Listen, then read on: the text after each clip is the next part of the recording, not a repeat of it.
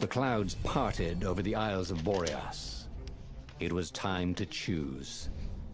The rebellion was in trouble. Ravens were scouting for the secret rebel base. They needed a game-changer. Pieces of the Sky Ripper had surfaced. Bernardo knew that using it could go catastrophically wrong. But he was sure he could figure out how to use it safely. Also, a temple had risen out of empty desert. The Iblis Stone was hidden there. It was a dangerous artifact. It could corrupt its user into a bloodthirsty monster. Maybe he could find a way to use it. To take its power without surrendering to its wickedness. And also, his old friend Lapino needed rescuing. Of course, Bernardo had a pretty strong suspicion that Lapino had betrayed the rebellion. And he had a gut feeling that he needed to use that to his advantage. The island was windswept desert. No one went there except ostriches and ostrich hunters. The Iblis Stone. It would whisper promises in his ear, offer him power for blood. But this time, Bernardo was sure he could master it. And so, Bernardo went ostrich hunting. Every child could sing verses about the Sky Ripper, but ancient codices held hints of other things. A stone that ate souls, a ruby that drank blood, a jewel only a righteous man could give away. Were all these things the Iblis Stone? Long hidden in a buried temple? Another ancient item that was only resurfacing now? Drawn up from the deeps by the Emperor's horrific rituals?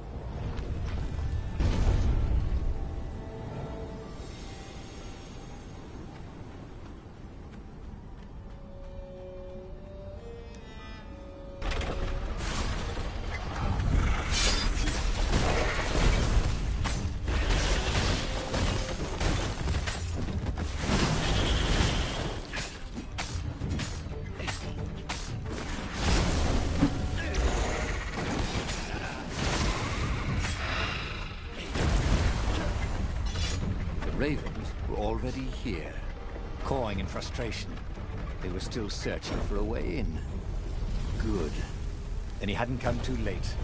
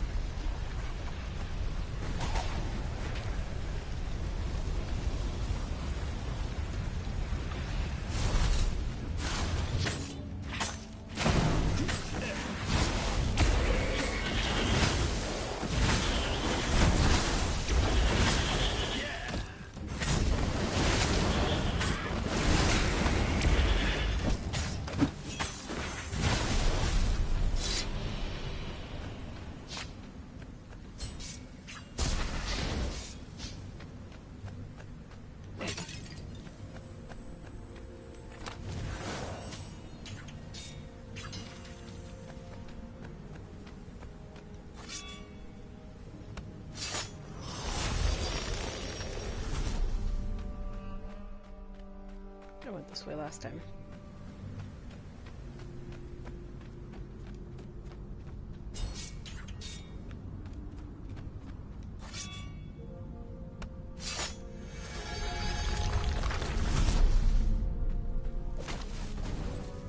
He can't really reason with an energy ball, he thought.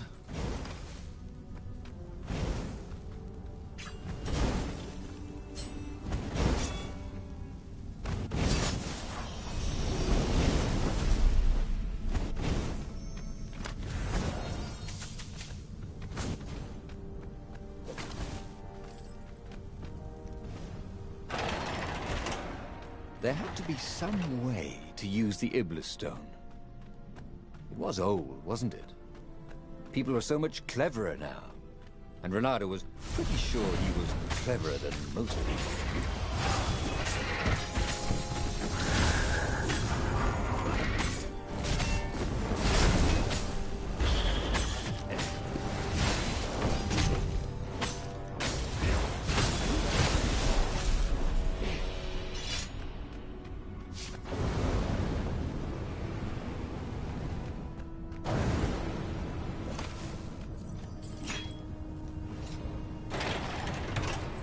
The Ravens at least could not get past this point. Obviously, the temple builders knew how to deal with tomb raiders.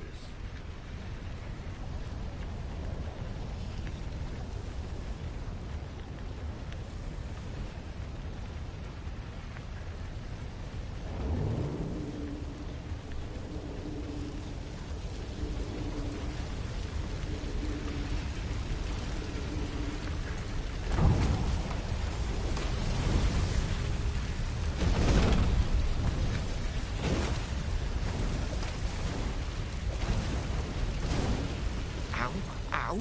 Ow! Ow!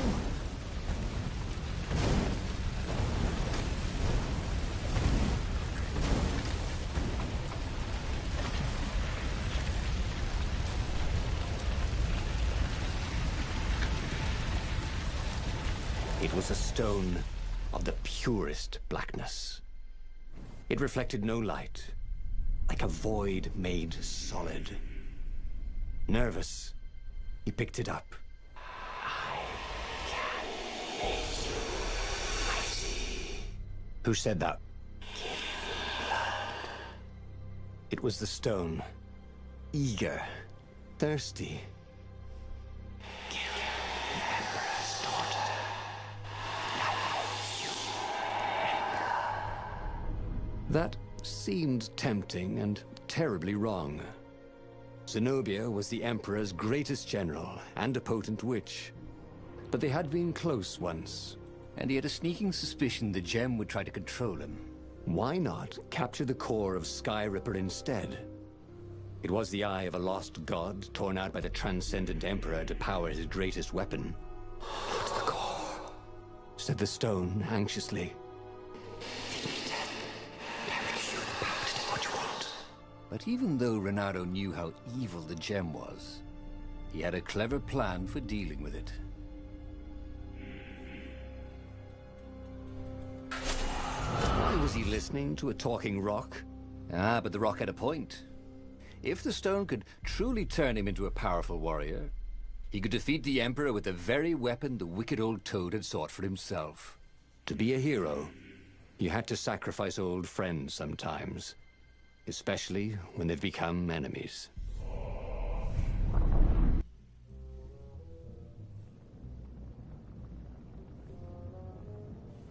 As he placed the impossibly black crystal in his gauntlet, Renato had a sudden vision.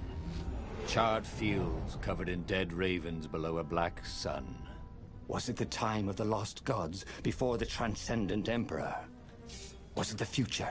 Feed the souls. It whispered. Take the power. He could feel the stone's hunger for souls. Its thirst for blood. All right, I get it. This was going to be interesting.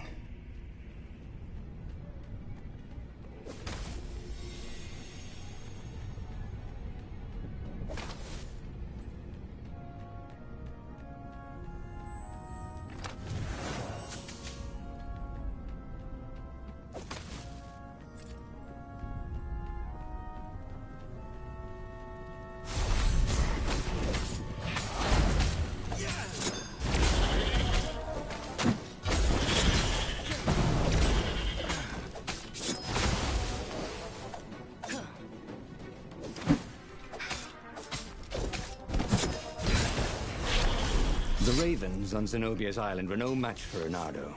They screamed as the stones sucked out their souls. And with each death, he felt stronger. Take the power, the stone told him.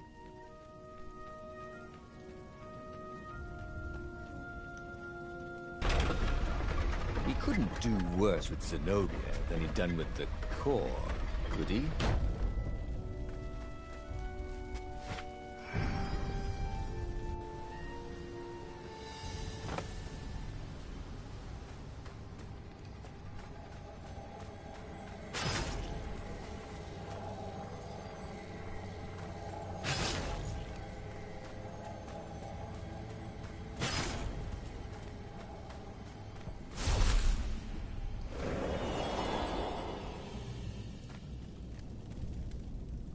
Zenobia was waiting for Renato. She was alone, confident as always. Fire danced at the tips of her claws. Are you here to surrender? She seemed as cocksure as he felt. But she didn't know he had the stone. And I've missed you too, love. He chuckled. She spotted the stone and bolted without another word. They use the same animations for her and Lupino, 'cause it's the same kind of setup where Lupino runs away too.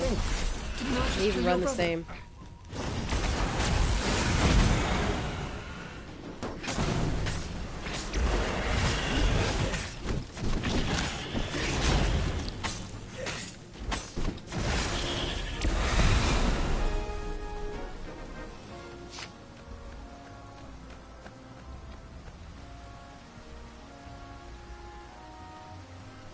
Finally, Renato caught up to her. He had never seen her scared before. At school, she'd been the determined, brave one. Now her eyes were wide, frightened. He didn't like seeing her this way. "Kill her," whispered the stone. "You cannot win your rebellion without it. Please." "No," said Zenobia. "Not that way." Oh, they had been so close once. Could he really feed her soul to his demonic gem? But if he spared her, he would not get the full power of the stone. Oh, how could he be the hero he wanted to be?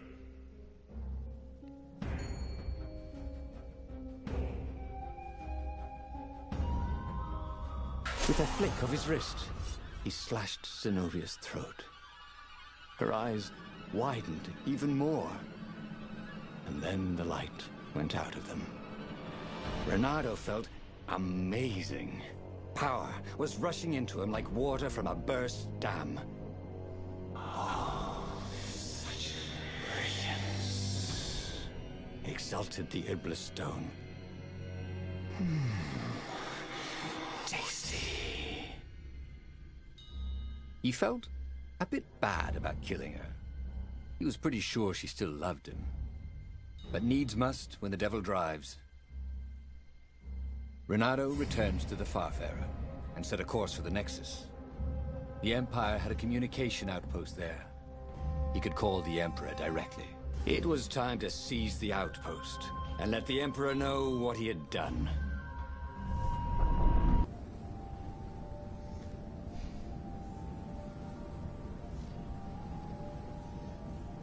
The Nexus was beautiful.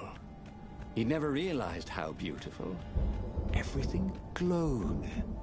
The wind was so sweet, the sun so soft, the stones so warm, the black raven feathers.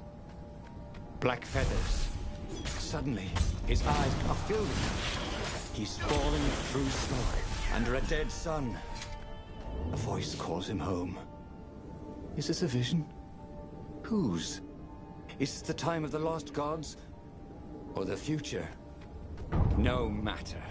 What mattered now was killing his way to the Imperial outpost and challenging the Emperor from there.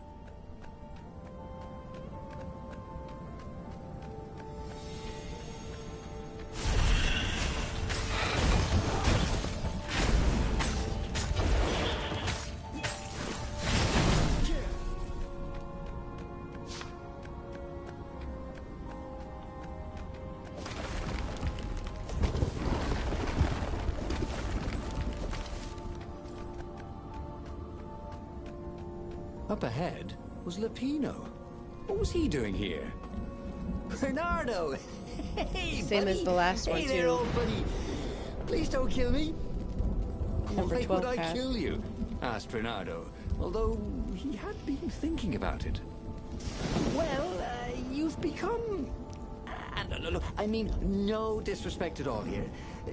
Kind of evil? Maybe you should, I don't know, go to the mountains to have a think? See if maybe you're sure the stone is not all that healthy a thing to keep?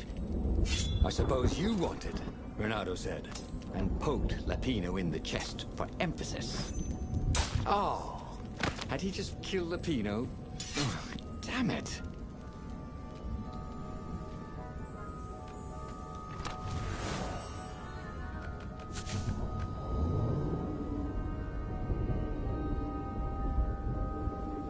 He'd go to the outpost, use their far speaker, tell the Emperor what he'd done, and then he'd go to the secret rebel base. Let them know he was ready to lead them to victory.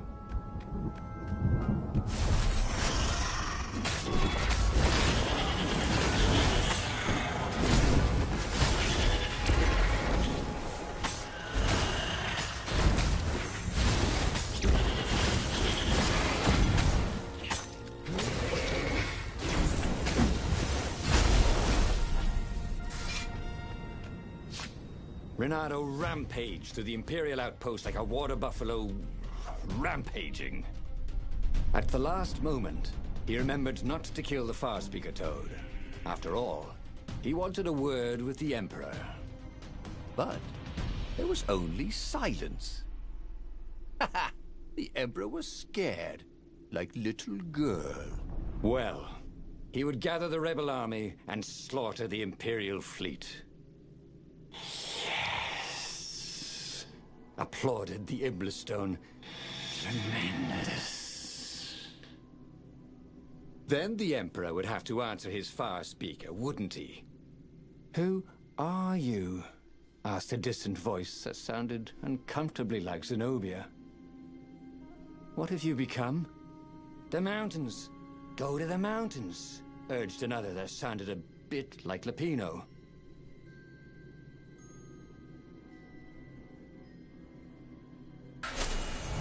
What are you doing? Demanded the Iblistone. I need to think, Renato told it. You're not good at thinking, said the Iblistone. You're good at killing. It's what you do. It's your destiny. But he set sail for the mountains, where he could be alone with his thoughts. Why were there Raven Scouts here in the empty mountains? Was there nowhere he could find peace and quiet? There were other ravens here too. Shadowy ones, transparent, lining the path. Ghosts. They cawed as he passed, but they didn't try to stop him. Spectators. Had he really killed that many ravens?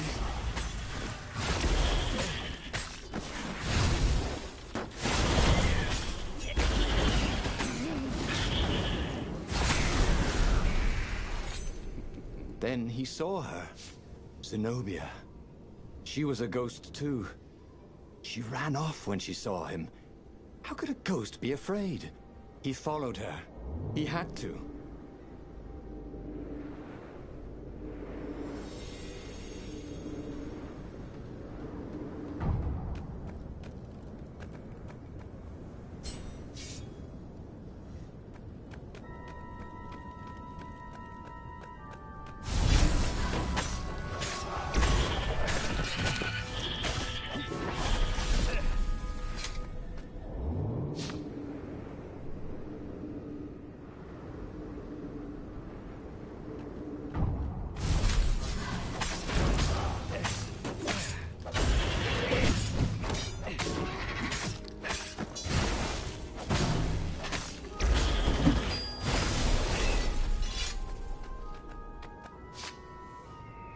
Renato followed Zenobia's ghost.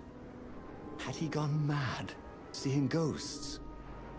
Was she running from him or leading him somewhere?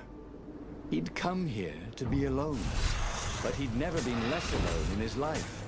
Every raven he'd slain haunted these rocks. Was this who he was? A killer. He was terribly good at it. He was an adventurer. Or was that just another word for killer? You kill, whispered the stone. It is what you are. It brings destiny.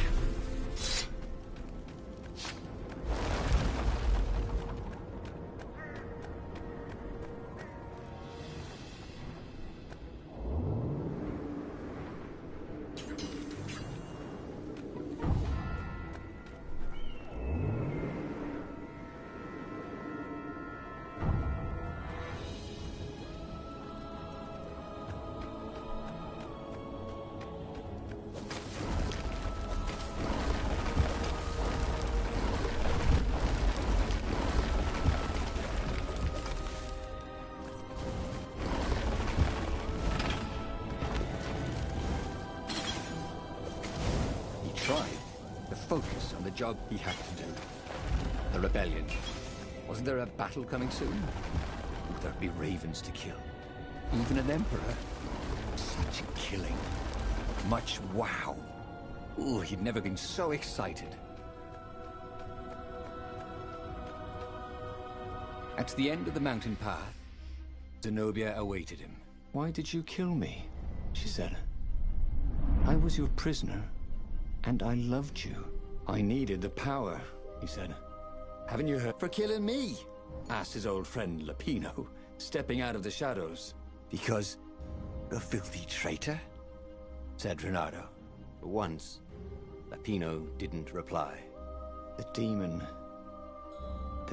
has twisted you, said Zenobia. Abandon the stone. You've lost too much already.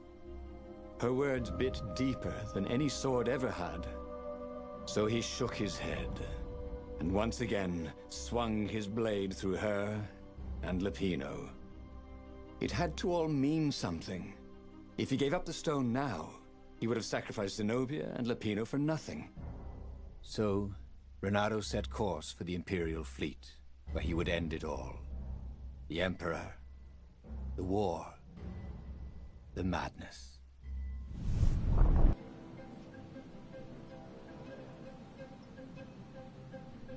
Renato boarded an Imperial ship. No one could stop him slashing his way towards the Emperor. Yes, that was right. To give up now would be to lose everything for nothing. But if he could liberate the land from the Mad Emperor, then he could give up the stone in peace. And those were absolutely his own thoughts. Not the stone manipulating him, right? Oh, yes, exulted the stone. Feel your power. History today. He could hear a tiny voice within him.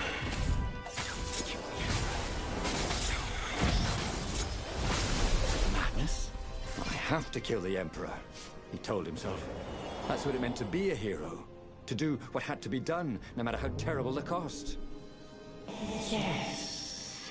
And then you can have peace, promised the stone.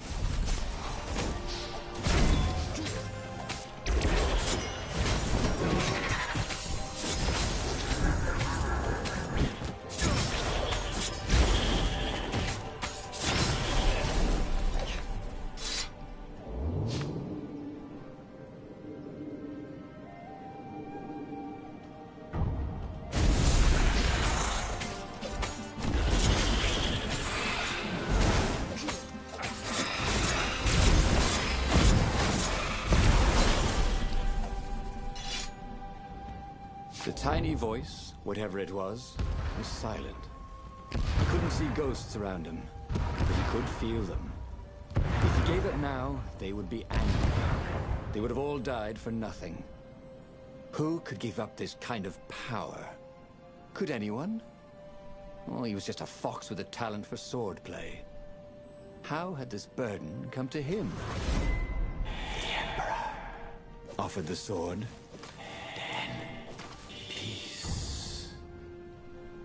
Yes, peace. That is what he wanted now.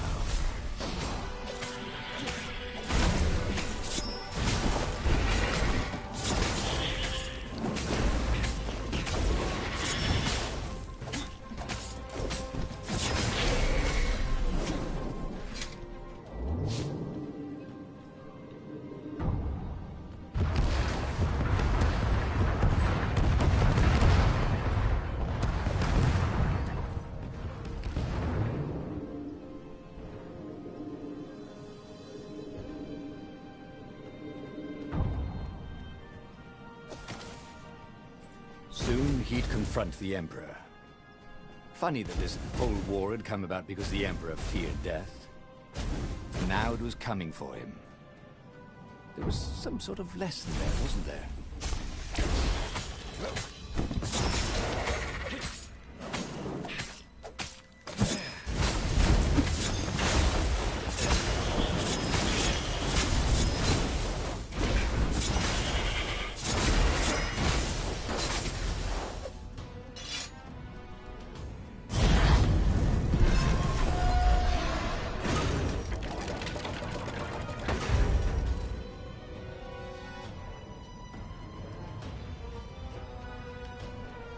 The Emperor was cowering in front of his ship.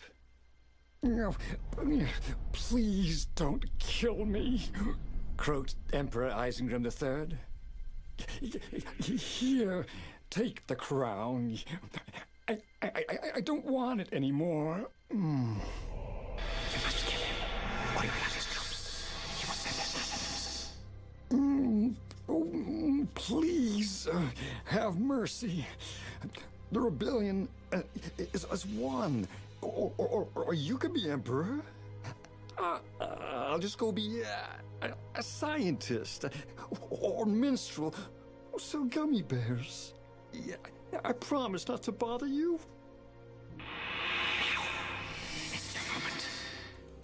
With all the love he'd ever had for Zenobia, for Lapino, for the kit foxes he would never have, Renato raised his sword. And Renato plunged his sword into his own chest. Yes. Wait.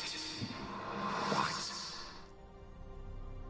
Renato screamed as his life force ebbed into the stone and surged back into him, and ebbed out and surged back in. No! Screamed the stone. It began to heat up. What have you done? The stone began to glow. It became white hot. It became lava.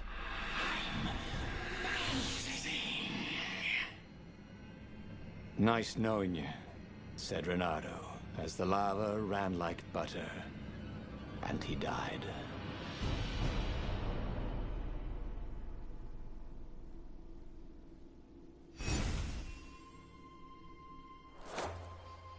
Number 13 completed. Voices. I was a hero who does what needs to be done no matter the cost, and I leveled up. I found the gem, I found Zenobia, I killed Zenobia, and listened to the voices. The Iblis Stone, it promised great power in exchange for blood and death, so Renato killed foes, friends, anyone who stood in his way. Then he heard the distant voices. They were begging him to free himself from the gem. First the voices of those he had killed, then another voice, a tiny voice that sounded just like him from the deepest recesses of his mind. Renato's humanity was hanging by a single thread that killing the Emperor would break. As it was about to happen, Renato plunged his sword into his own chest. His inner voice had lulled the gem into complacency, giving him a window to act. In death, he was free. Oh, that's a kind of a sad one. Okay, I'm gonna go ahead and stop for now. That was number 13, and we will continue on in 14, I guess, in the next one. Thanks everyone for watching.